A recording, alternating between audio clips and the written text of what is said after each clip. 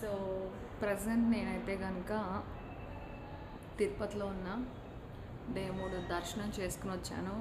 But I forgot my specs, నాకు site ఉందన్నమాట. So క్లియర్గా దేవుడికి అయితే చూడలేదు. అండ్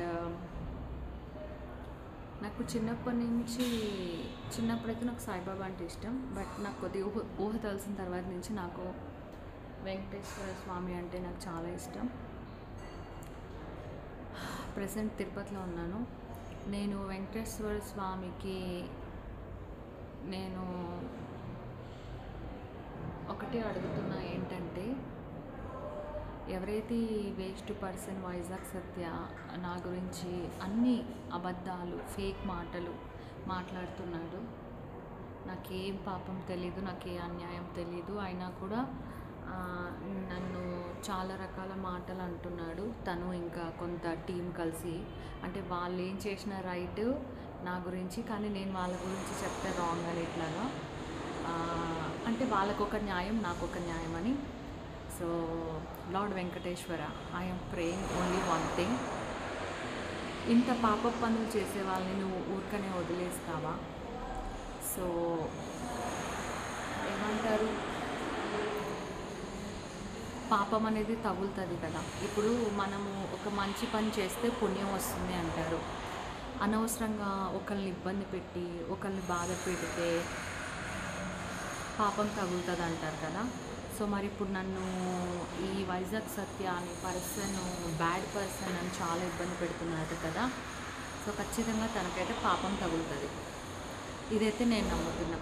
ఎందుకంటే ఒక మనిషి చెయ్యని పనుల్ని అన్యాయంగా ఒక మనిషి మీద నెట్టి ప్రపంచం మొత్తం ఆ మనిషిని బ్యాడ్ చేస్తూ మాట్లాడుతున్నాడు అతను నా గురించి. కాబట్టి lord Venkateswara, I believe you. So అతనికి నువ్వే punishment ఇయ్యు, and that's it.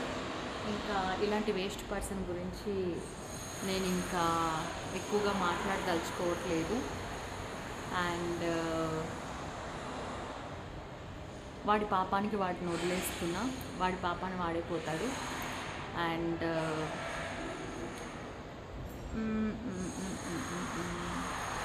Yeah, in this topic this is my last video, that's it.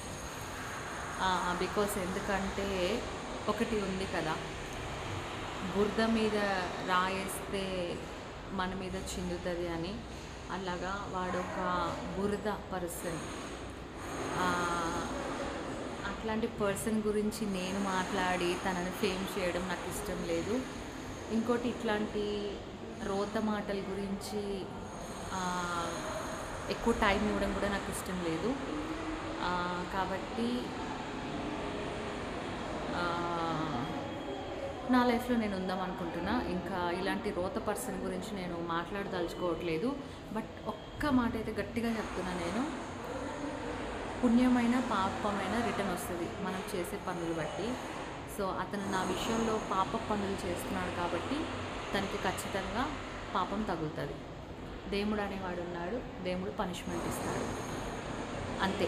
ఇంకా అంతకుమించి మనకి పెద్దవాళ్ళు చెప్తూ ఉంటారు, పోనీ వదిలే, వాడి పాపాన్ని వాడిపోతాడు అని కదా. అందుకే నేను కూడా వదిలేస్తున్నా, వాడి పాపానికి వాడే పోతాడు. నేను ఒక్క మాట నేనేమనను, ఇంకా నేను ఏం మాట్లాడదలుచుకోలేదు. ఎవరి పాపం వాళ్ళకే తగులుతుంది, అది ఎవరైనా కానీ, అది వైజాగ్ సత్య కానీ తన పక్కన ఉన్న వాళ్ళు కానీ ఎవరైనా కానీ, కెమెరా ముందు నటిస్తూ మాట్లాడినా ఏదైనా కూడా వాళ్ళ పాపం వాళ్ళకే తగులుతుంది. థ్యాంక్ యూ దేవుడా, నేను మంచిదాన్ని కాబట్టి నాకు ఎప్పుడు న్యాయమే జరుగుతుంది. Thank you for all you support this much for me, because you all know that how much good I am. నేను ఎప్పుడు ఎవరి జోలికి వెళ్ళను, ఎవరి గురించి మాట్లాడను. నా లైఫ్లో నేను ఉంటా, నా పని నేను చేసుకుంటా, మీ అందరినీ ఎంటర్టైన్ చేద్దామని చూస్తా. కానీ ఇట్లా వేరే వాళ్ళు వచ్చి అకారణంగా నన్ను తిడుతూ గొడవ పడుతూ ఉంటే నాకు కూడా బాధ అనిపించి నేను కూడా రియాక్ట్ అవుతున్నా. కానీ this is not my nature. నేను అసలు ఫస్ట్ నాకంతా ఒక స్మూత్ సాఫ్ట్ ఇదే నాకు ఇష్టం. ఇట్లా అంటే I don't like this negative atmospheres. Thank you. Love you all. Bye.